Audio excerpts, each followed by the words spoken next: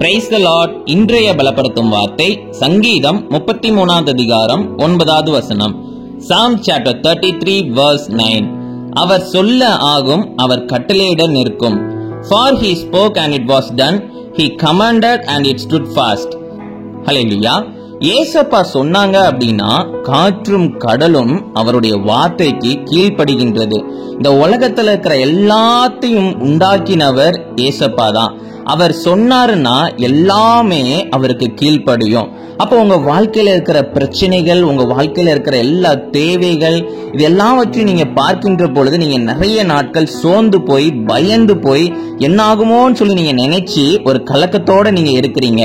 இன்றைக்கு இயேசு உங்களை பார்த்து சொல்லுகிறார், மகனே மகளே, நீ எதை குறிச்சும் கலங்காத, என்னிடத்துல நீ எதனால வந்து கேளு, நான் உனக்கு உதவி செய்வேன் என்று அவர் உங்களை பார்த்து சொல்லுகிறார். நீங்க ஏசப்பா கிட்ட எல்லாவற்றையும் சொல்லி ஏசப்பா செய்வாங்கன்னு சொல்லி நீங்க விசுவாசிச்சாலே போதும், ஏசப்பா உங்களுக்காக அங்க கட்டளையிடுவார். அந்த காரியங்களை வாய்க்க செய்வார். எல்லா பிரச்சனைகளையும் மாற்றி தருவார். ஏசப்பா சர்வ வல்லமை உள்ள தேவன். அவர் உங்களுக்காக யாவற்றையும் செய்து தருவார். அதனால எதை குறிச்சும் பயப்படாதீங்க. எல்லாவற்றையும் ஆளுகிறவர் நம்மளோட கூட இருக்கிறார். அவர் உங்களுக்கு எல்லாவற்றையும் செய்து தருவார். எந்த பிரச்சனையாக இருந்தாலும் அவர் எல்லாவற்றையும் மாற்றி தருவார். அவர் எல்லாவற்றையும் உங்களுக்காக செய்வார். நிச்சயம் ஏசப்பா உங்க வாழ்க்கையில பெரிய காரியங்களை செய்வாங்க. அதனால சோர்ந்து போகாதீங்க. ஏசப்பா கிட்ட சொல்லுங்க, விசுவாசிங்க. நிச்சயம் ஏசப்பா உங்களுக்காக காரியங்கள் எல்லாவற்றையும் செய்து தருவாங்க.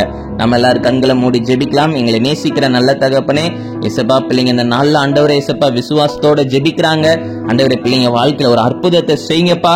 ஆண்டவரே பிள்ளைங்க வாழ்க்கையில இருக்கிற அந்த பிரச்சனைகள் எல்லாவற்றையும் எடுத்து போடுங்க. ஆண்டவரே ஏசப்பா எல்லாவற்றிலும் ஆண்டவரே ஒரு விடுதலை கொடுங்க. நீங்க மகிமைப்படுங்க. இயேசுவின் மூலம் ஜெபிக்கிறோம் எங்கள் ஜீவன் உள்ள பிதாவே. ஆமேன், ஆமேன், ஆமேன். உங்க வாழ்க்கையில எவ்வளோ பெரிய பிரச்சனைகள் வந்தாலும் கூட ஏசப்பா கட்டளையிடும் பொழுது எல்லா பிரச்சனைகளும் ஒன்றும் இல்லாமல் போயிரும். அதனால ஏசப்பா கிட்ட சொல்லி ஜெபம் பண்ணுங்க, விசுவாசிங்க. நிச்சயம் உங்க வாழ்க்கையில அற்புதங்களை பார்ப்பீங்க. God bless you. Have a blessed day.